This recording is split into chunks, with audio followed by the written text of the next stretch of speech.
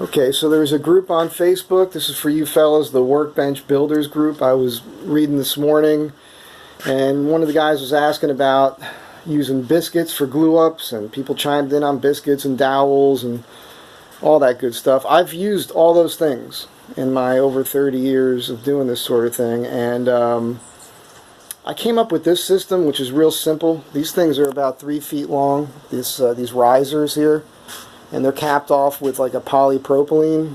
You can buy this stuff for fences, and glue doesn't really like to stick to it. And so, you got this top piece you can clamp down, and that'll keep your boards aligned. These boards were not actually all thickness planed the exact same height. They're all ripped on the table saw pretty close to within a 1/16 of an inch. I will run this through the joiner afterwards. But the idea here is just hold it in place, get your clamping pressure, and your glue out, your squeeze out is going to tell you whether or not you got enough glue in there. This has already been kind of cleaned up.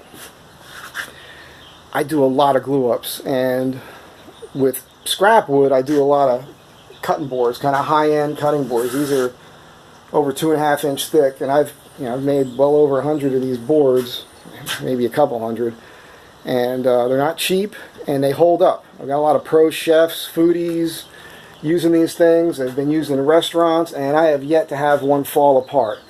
So Titebond II glue, get the big old container here, refill this as you go. You can scrape some of the squeeze out and put it back in the container, so you can salvage some glue when you do your glue ups. I always have something here with water and rags to do my wipe up. I even use old mustard containers. I prefer to use clear containers, obviously, so I can see how much glue is left. But this could help you out with your countertops, or not your countertops, but your bench tops. And if you're going to be doing work and you plan on doing more glue ups, obviously this system will work for all your glue ups. And if you have a way to hold this flat like this, then you don't need biscuits. You don't need dowels.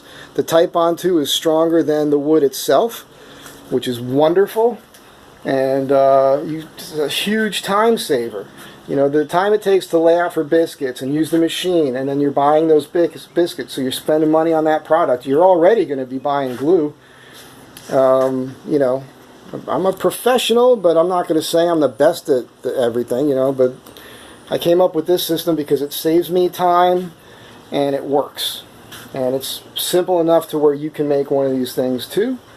And that's it. So have a good day. Hope it helps.